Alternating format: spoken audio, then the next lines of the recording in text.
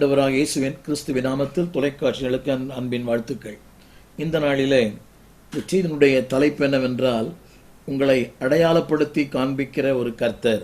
இந்த நாளில் அன்பானவர்களே, God wants to prove your identity. உலகத்தில் ஒரு மனிதனுக்கு ரெண்டு விதமான அடையாளங்கள் உண்டு. ஒன்று அவருடைய பெற்றோர் கொடுக்கிற அடையாளம், இன்னொன்று தேவன் கொடுக்கிற அடையாளம். அன்பானவர்களே, நீங்களும் நானும் ஒரு அடையாளத்தோடு கூட வாழ்கிறோம். சிலருடைய சாயல், முகபாவனை இவர்களை பார்க்கும்போது தாயை போல தகப்பனை போல இருக்கிறார் என்று சொல்லுகிற ஒரு நிலைகளை பார்க்கிறோம். இது உலகத்தால் உண்டாகிற ஒரு அடையாளம். ஆனால் அதே வேளையில தேவன் இன்னொரு அடையாளத்தை உங்களுக்கு எனக்கு வைத்திருக்கிறார். அந்த அடையாளம் என்னவென்றால், நீங்கள் யாராய் இருக்கின்ற முக்கியம் அல்ல, உங்களை கர்த்தர் யாராய் மாற்றப் போகிறார் என்பதுதான் முக்கியம். இதை வலியுறுத்துகிற ஒரு செய்தியை யோவான் சுவிசேஷம் 1 அதிகாரம் 42 வசனத்தில் நான் உங்களுக்கு சுட்டி காண்பிக்க விரும்புகிறேன். யோவான் சுவிசேஷம் 1 அதிகாரம் 42 வசனம்.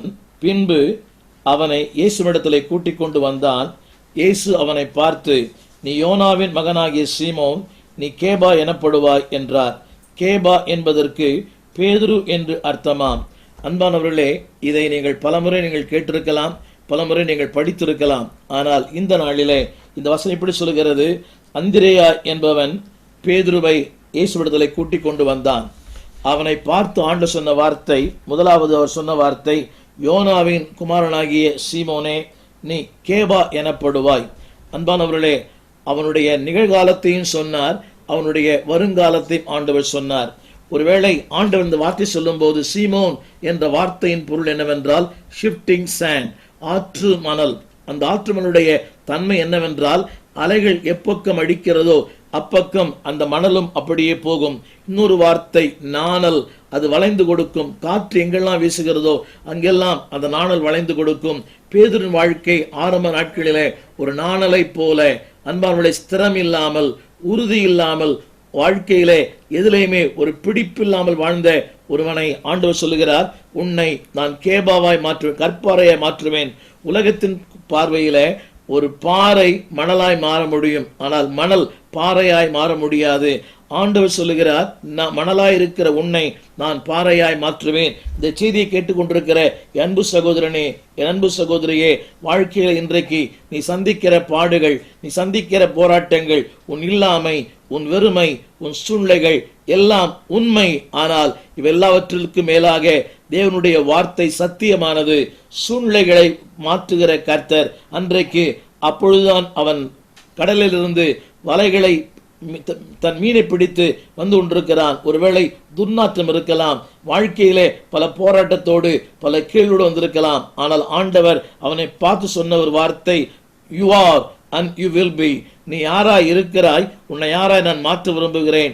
இந்த வார்த்தையை பேதுரு கேட்டபோது அவன் தனக்குள்ளே நகைத்திருப்பான். அவர் என்னவோ சொல்லுகிறார், அவர் சொல்லி கொண்டு போகட்டும், அவர் திருப்திக்கு அவர் சொல்லுகிறார். அவர் சொன்னார், நீ சீமோனாய் இருக்கிறாய், உன்னை நான் கேபாவாய் மாற்றுவேன். உன்னுடைய கருத்து என்னவென்றால், நீ யாராய் இருக்கிறாயோ அதிலிருந்து உன்னை இன்னொரு கோணத்திலே ஏழ்மையா இருக்கிறாய், உன்னை செல்வந்தத்துக்குள்ளே பாவியா இருக்கிறாய், உன்னை பரிசுத்தத்துக்குள்ளே துன்மார்க்கனாய் இருக்கிறாய், நீதிமானாய் உன்னை மாற்ற விரும்புகிறேன். வாழ்க்கையின் அடித்தளத்திருக்கிற உன்னை வாழ்க்கையின் உயரத்திற்கு கொண்டு வருகிற ஆண்டவர். வேதத்திலே பல இடங்களை வாசிக்கிறோம், அவர் தன் சிஷ்யர்களை மலையின் மேல் ஏறி வர பண்ணினார். அர்த்தம் என்னவென்றால், ஆண்டுடைய விருப்பம் என்னவென்றால், நீ ஒரு உயரத்திலே அல்லாவிட்டால் அவருக்கு சமமாய் அவரோடு கூட உட்கார வேண்டும் என்று விரும்புகிறார். இந்த நாளிலே என்னுடைய முதல் குறிப்பு என்னவென்றால், உன்னை இந்த உலகத்திற்கு அடையாளப்படுத்தி காண்பிக்கிற கர்த்தர். பேதுருவின் அடையாளம் வித்தியாசமானது.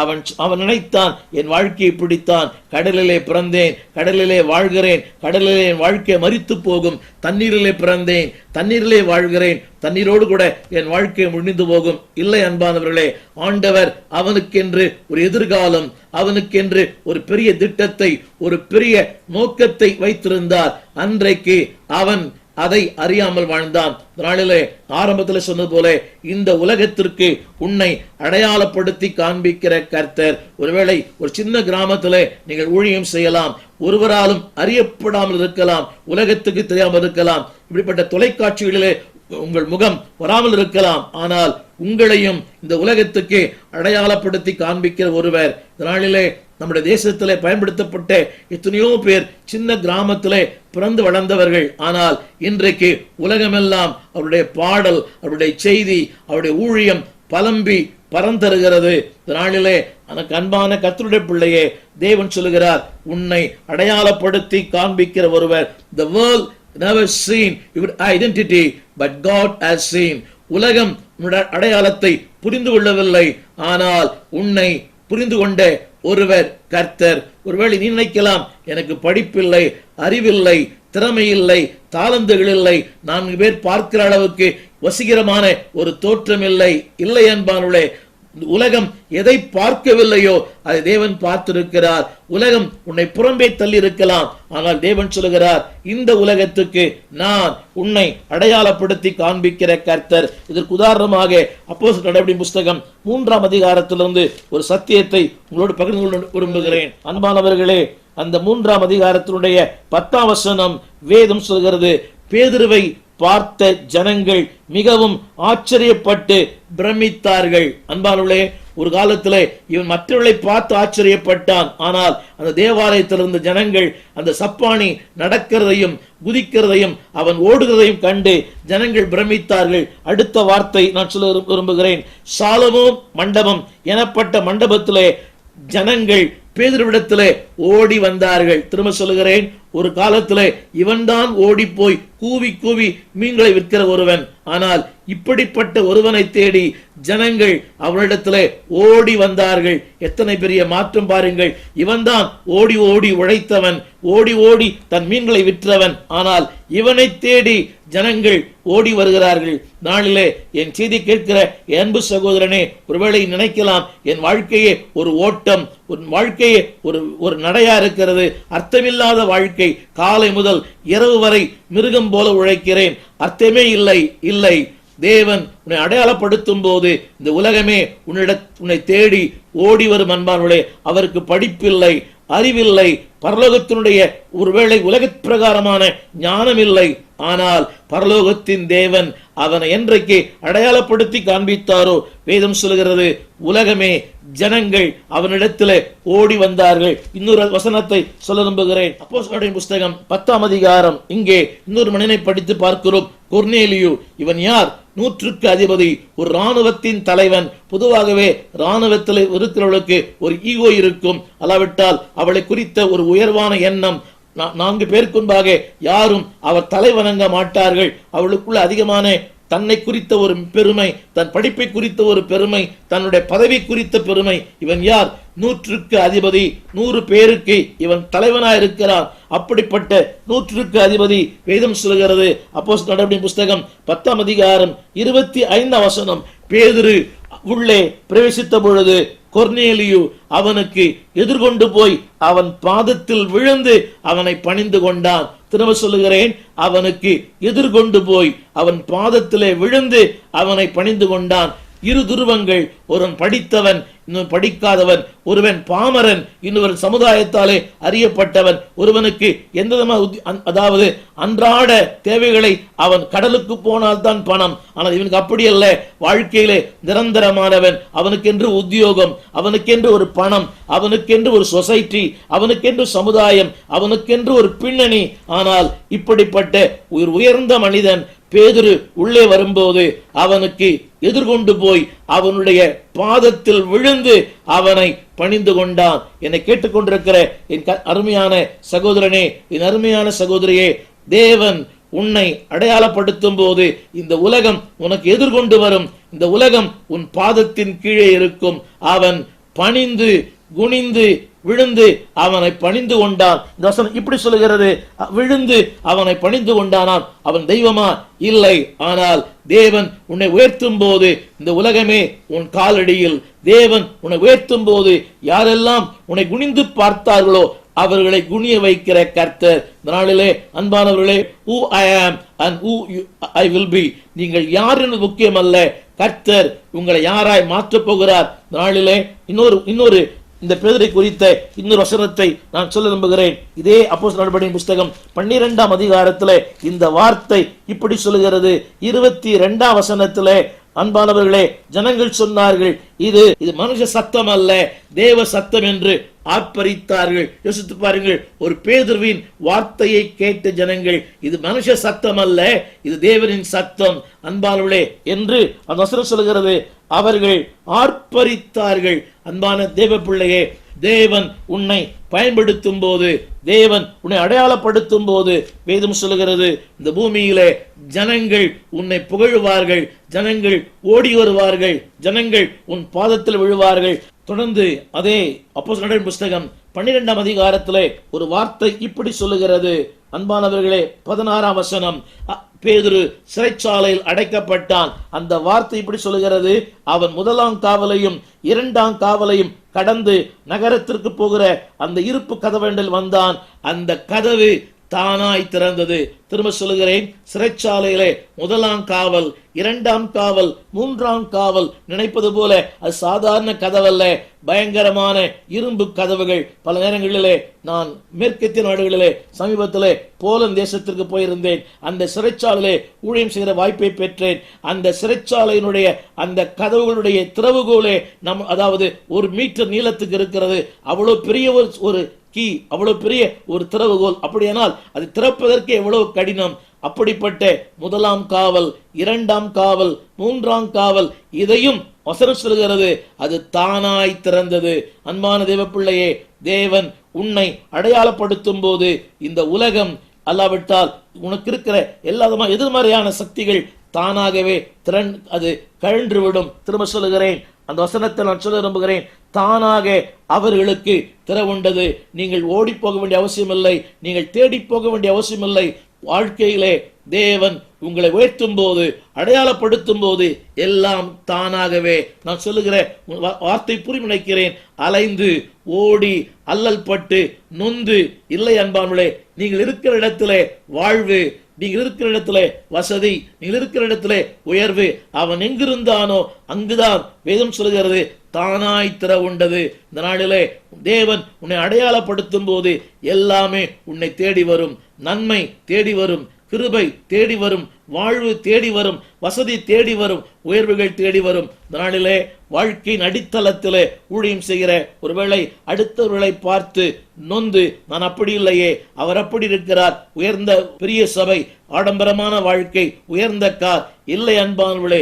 தேவன் உங்களை அடையாளப்படுத்தும் போது வாழ்க்கையின் எல்லா வசதிகளும் உங்களை தேடி வரும்.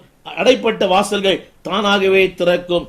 தொடர்ந்து நான் இன்னொன்று சொல்ல விரும்புகிறேன். தேவன் உங்களை அடையாளப்படுத்தும் போது நடக்கிற அடுத்த சம்பவம் 1 பேதுரு 1:1 பேதுரு இப்படி சொல்லுகிறார். அப்போஸ்தலனாகிய பேதுரு, அந்த வார்த்தையை நான் படிக்கிறேன், கேளுங்கள். 1 பேதுரு 1:1, இயேசு கிறிஸ்துவின் அப்போஸ்தலனாகிய பேதுரு யாருக்கு எழுதுகிறார்? பொந்து, கலாத்தியா, கப்பதோக்கியா, ஆசியா, பித்தினியா தேசங்களிலே சிதறிருக்கிற மக்களுக்கு. அப்படியானால் இவர்களை இவர் அறிந்திருக்கிறார், அவர்களும் இவரை அறிந்திருக்கிறார்கள். அறியாத ஒருவருக்கு எழுத முடியாதே. அப்படியானால் இவருடைய பெயர், இவருடைய பிரபல்யம் ஆசியா, பொந்து, கலாத்தியா, கப்பதோக்கியா இப்படிப்பட்ட நாடுகள் இருக்கிறவர்களும் பேதுரு குறித்து கேள்விப்பட்டிருக்கிறார்கள். எனவே சொல்லுகிறார் அப்போஸ்தலனாகிய பேதுரு. யோசித்து பாருங்கள், யோவான் 1:42 ஒரு சாதாரண மீனவன். அன்றைக்கு தேவன் அவனை அடையாளப்படுத்தும் போது அவன் நினைத்தான், ஒரு மீனவனாய் அவன் கண்டான். ஆனால் பரலோகம் அவனை ஒரு அப்போஸ்தலனாய் பார்த்தது. இதை குறித்து அவரே எழுதுகிறார். 1 பேதுரு 1ஆம் அதிகாரம் 1 வசனத்திலே, அப்போஸ்தலனாகிய பேதுரு, இந்த பதவி, இந்த பட்டம், இந்த உயர்வு யாரால்? தேவன் உன்னை அடையாளப்படுத்தும் போது உன் நிலை மாறும், உன் அந்தஸ்து மாறும், உன்னுடைய வாழ்க்கை மாறும், உன் தரம் மாறும், எல்லாமே மாறும். ஆனால் ஒரே ஒரு காரியம், அதை ஏற்றுக்கொள்ளுகிற மனப்பக்குவம். தேவன் உன்னை அடையாளப்படுத்தும் போது நீ செய்ய வேண்டிய ஒரே ஒரு காரியம் என்னவென்றால், எஸ் லார்ட். அன்பானுளே, அதற்கு விளக்கங்கள் தேவையில்லை. நான் அப்படி இல்லை, எனக்கு தகுதி இல்லை, அந்தஸ்து இல்லை, எனக்கு படிப்பு இல்லை, எனக்கு வரங்கள் இல்லை. இல்லை அன்பானுளே, உன்னை அழைத்தவருக்கு உனக்குள்ளே என்ன இருக்கிறது என்று தெரியும், என்ன இல்லை என்பது தெரியும். உன் அழைத்தவருக்கு உன் பலனும் தெரியும், உன் பலவீனமும் தெரியும்.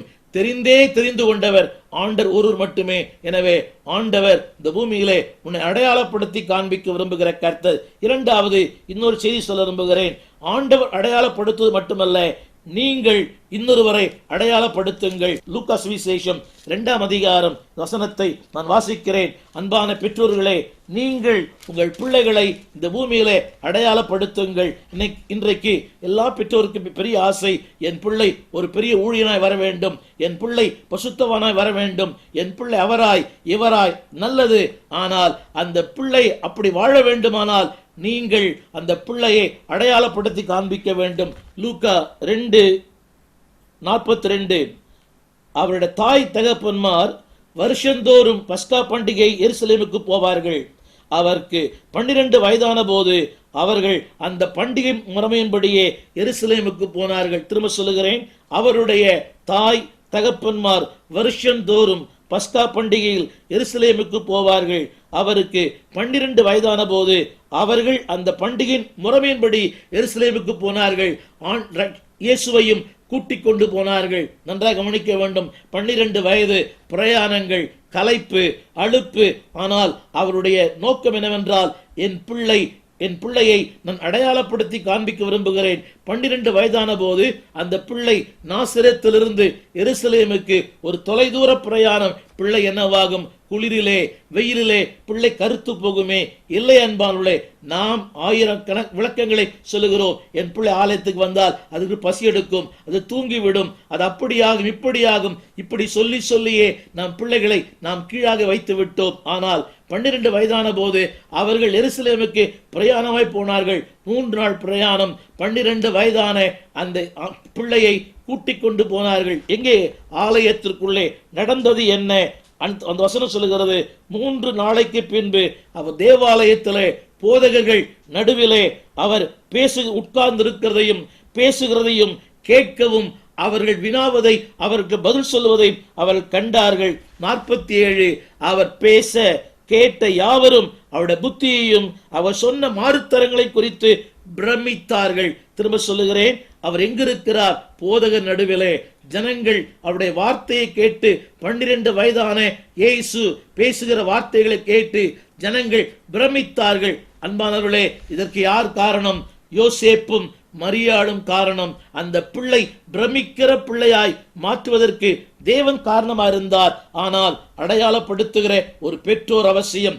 அன்றைக்கு அவர்கள் இயேசுவை எருசலேமுக்கு கூட்டிக் கொண்டு போகாவிட்டால் போதகர் நடுவிலே, இந்த நாளிலே என் செய்தியை கேட்டுக்கொண்டிருக்கிற அன்பு தாயே, என் அன்பு தகப்பனே, உங்கள் பிள்ளைகள் யார் நடுவிலே? அதாவது இன்றைக்கு இருக்கிற பரியாசக்காரர், பாவிகள், துன்மார்க்க நடுவிலேயா? அல்லாவிட்டால் போதகர் நடுவிலேயா? இன்றைக்கு ஜனங்கள் போதகர் நடுவிலே பிள்ளைகள் இருப்பதை விரும்புவதில்லை. அவர்களுக்குள்ளே பயம், இவனும் பாஸ்டரா மாறிட போறானே. இல்லை அன்பானவர்களே, அவர் போதகர் நடுவிலே 12 வயது உட்கார்ந்திருந்தார். இன்றைக்கு உங்கள் பிள்ளைகள் ஆலயத்தை விரும்புகிறதா? உங்கள் பிள்ளைகள் போதகரை விரும்புகிறதா?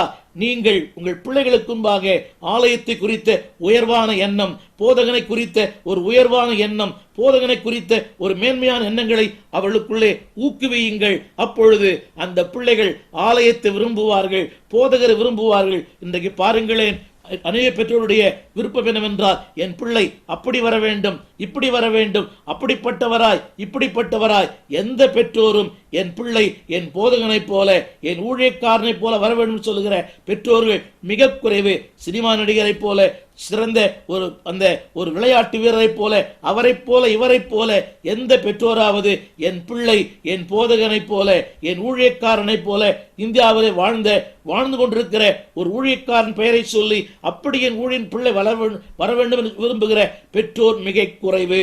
அன்பார்களே, 12 வயதிலே இயேசு அவர்கள் போதகர் நடுவிலே அவர் பேசுகிறதையும் அவருடைய கேள்விகளுக்கு மாறுத்தரம் சொல்லுவதையும் அவர்கள் கண்டு ஆசாரியன், வேதபாரகர், பரிசேயர் அத்தனை பேர் பிரமித்தார்கள். பிரமிக்கத்தக்க ஒரு வாழ்க்கை இயேசுவுக்கு உண்டாயிற்று. யாரால்? மரியாள், யோசேப்பினால். நான் சொல்ல வருகிற சத்தியம் என்னவென்றால், நீங்கள் உங்கள் பிள்ளைகளை அடையாளப்படுத்துங்கள்.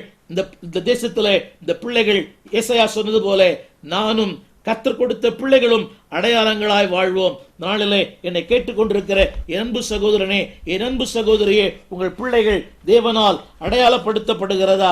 இந்த நாளிலே அப்படிப்பட்ட அடையாளப்படுத்தப்படுகிற பிள்ளைகளாக உங்கள் பிள்ளைகள் வாழ, நீங்கள் வாழ, திரும்ப சொல்லுகிறேன், உங்களுடைய நிலைமை, உங்களுடைய சூழ்நிலைகள் தற்காலிகமானது, இந்த வார்த்தை நிரந்தரமானது. சூழ்நிலைகளை பார்த்து தேவனுடைய அழைப்பை விட்டு விடாதிருங்கள். சூழ்நிலைகள் மாறும், அன்பான அழைப்பு மாறாது. நாளிலே ஒருவேளை நீங்கள் இருக்கிற இடம், நீங்கள் வசிக்கிற கிராமம், உங்களுடைய அன்றாட வாழ்க்கை, ஏழ்மை, உங்கள் பொருளாதாரம், இதை வைத்து தேவனுடைய அழைப்பை எடை போடாதிருங்கள். அன்றைக்கு அந்த பேதுரு கடல் அருகே வாழ்ந்தான். நல்ல வீடு இல்லை, வசதி இல்லை, வாய்ப்பில்லை. ஆனால் 100க்கு அதிபதி அவன் பாதத்திலே விழுந்து அவனை பணிந்து கொண்டான். நல்ல வீடு இல்லை, வசதி இல்லை. ஆனால் சாலமோன் மண்டபத்திலே இருந்த அத்தனை பேரும் அவனிடத்திற்கு ஓடி வந்தார்கள். அன்பானவர்களே, பலனில்லாதவனுக்கு இரும்பு கதவுகள் தானாய் திறந்தது. இந்த நாளிலே தேவன் அடையாளப்படுத்தும் போது எல்லாம் உனக்கு சாதகமாகும். எதிர்மறையான நேரங்களிலே கர்த்தர் நேர்மறையாய் காரியங்களை செய்வார். நல்ல தேவன் நன்மையான காரியங்களை தீமையான நேரங்களிலே செய்வார். நாளில் என் செய்தி கேட்டுக்கொண்டிருக்கிற என் அன்பு சகோதரனே, என் அன்பு சகோதரியே, என் அன்பு தாயே, அன்பு தகப்பனே, தேவன் உங்களை இந்த இந்திய தேசத்திலே அடையாளப்படுத்தி காண்பிக்க விரும்புகிறார். எசேக்கியேல் 24 அதிகாரம் 24 வசனம் இப்படி சொல்கிறது, எசேக்கியேல் உங்களுக்கு அடையாளமாயிருப்பான். அந்த எசேக்கியேல் இடத்துல உங்கள் பெயரை போட்டு நீங்கள் வாசிக்க அன்பாய் கேட்கிறேன். உங்கள் பெயரை போட்டு நீங்கள் தேசத்திற்கு அடையாளம், இந்தியாவிற்கு அடையாளம் ஒரு தாஜ்மஹால். அன்பானவர்களே, நீங்கள் உங்கள் பகுதிக்கு அடையாளம். நீங்கள் எந்த பகுதியில் இருந்தாலும் அந்த பகுதிக்கு இந்த ஊழியன் பெயரை சொல்லி நீங்களே அடையாளம். கர்த்தர் உங்களை அடையாளங்களாக, அற்புதங்களாக அவர் சுட்டி காண்பிக்க விரும்புகிறார். தேவன் அடையாளப்படுத்தும் போது கட்டாயம் அந்த அடையாளம் நிறைவேறும், வாழ்வீர்கள். இந்த நாளிலே திரும்ப சொல்ல விரும்புகிறேன், அக்செப்ட் யுவர் ஐடென்டிட்டி. தேவன் சொல்கிற அந்த அடையாளத்தை ஏற்றுக்கொள்ளுங்கள். உங்கள் சொந்த அடையாளங்கள் வேண்டாம், தேவனுடைய அடையாளங்கள் நிலை பெறும். எனக்கு ஒரு பெயர் வைக்கப்பட்டது என் பெற்றோரால். அந்த பெயர் ராதாகிருஷ்ணன். ஆனால் அந்த பெயர் மாறி இன்றைக்கு சிறையிலே பார்க்கிறீர்களே, இந்த பெயர் தான் என் வாழ்க்கையில விளங்கி கொண்டிருக்கிறது. இது தேவன் என்னை அடையாளப்படுத்தின பெயர். அன்பானவர்களே, உலகம் அடையாளப்படுத்துவதல்ல. உலகம் 1000 காரியங்களை சொல்லும். நீ கெட்டவன், நீ திருடன், நீ ஒரு குடிகாரன். ஆனால் தேவன் உங்களை யாரை அடையாளப்படுத்துகிறாரோ அந்த அடையாளம் நிற்கும், அது சிறக்கும், அதுவே வாழும். அப்படிப்பட்ட அடையாளத்தோடு வாழ அர்ப்பணிக்க இந்த நாளிலே அன்பாய் கேட்கிறேன். ஜெபிப்போம். எங்கள் எல்லா ஆண்டவரே, இந்த அருமையான வேலைக்காக துதிக்கிறோம். எங்கள் சூழ்நிலைகளை நாங்கள் பார்க்காதபடி அழைத்தவரை மாத்திரம் பார்க்க எங்களுக்கு இரக்கம் பாராட்டும். செய்யும் தொழில் எது வேண்டுமானால் இருக்கலாம், அற்பமான தொழிலா இருக்கலாம். ஆண்டவரே, உலகத்தால் ஒரு இழிவான தொழிலா இருக்கலாம். அற்பமான ஆரம்பத்தை அற்புதமாய் மாற்றுகிற ஒரு கர்த்தர் நீர் ஆண்டவரே. அன்றாட தேவைக்காக ஓடி ஓடி வாழ்ந்த ஒரு மீனவனை அப்போஸ்தலனாய் மாற்றின கர்த்தர் நீர் ஆண்டவரே.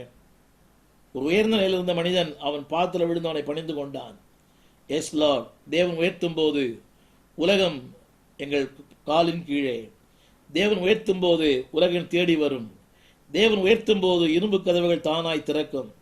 அப்படிப்பட்ட வாழ்க்கை வாழ நாங்களும் அவற்றை அடையாளப்படுத்த அந்த அடையாளத்தோடு வாழ இரக்கம் பாராட்டும். இயேசுவின் நாமத்தில் எங்கள் நல்ல பிதாவே, ஆமேன், ஆமேன். தேவன் உங்களை அடையாளப்படுத்தி இந்த பூமியிலே உங்களை உயர்த்தி அவரும் உயர விரும்புகிறார். அப்படியே வாழ கர்த்தர் கிருபை தருவாராக. ஆமென். அவர் நாமத்தை மகிமைப்படுத்தி பாடுவோம். ஹalleluya. உங்களை அவர் உயர்த்துவார், உங்கள் முகத்தை பிரகாசிக்க பண்ணுவார், உங்களை வெற்றி சிறக்க பண்ணுகிறவர் அவர். நீங்கள் தோற்று போக பிறக்கவில்லை, நீங்கள் வெற்றி பெறுவதற்காகவே கர்த்தர் உங்களை உருவாக்கி இருக்கிறார். வாருங்கள் சேர்ந்து பாடுவோம்.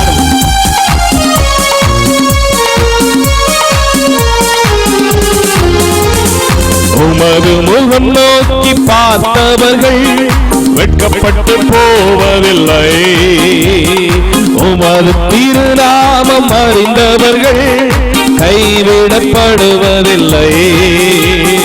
உமது முகம் நோக்கி பார்த்தவர்கள் வெட்கப்பட்டு போவதில்லை, உமது திருநாமம் அறிந்தவர்கள் கைவிடப்படுவதில்லை. நம்பினோரை நீர் மறப்பதில்லை, உம்மை தேடி வந்தோரை வெறுப்பதில்லை.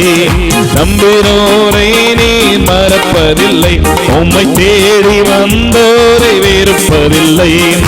உமது முகம் நோக்கி பார்த்தவர்கள் வெட்கப்பட்டு போவதில்லை. உமது திருநாமம் அறிந்தவர்கள் கைவிடப்படுவதில்லை. உடைந்த பாத்திரம் என்று சொல்லி அவர் யாரையும் உதறி தள்ளுகிற தெய்வமே அல்ல. தம்மண்டை வருகிற எந்த பாவியும் அவர் புறம்பே தள்ளுகிறவர் அல்ல. தம்மண்டை வருகிற எல்லாரையும் அவர் அணைத்துக் கொள்ளுகிறவராய் இருக்கிறார். ஹல்லேலூயா.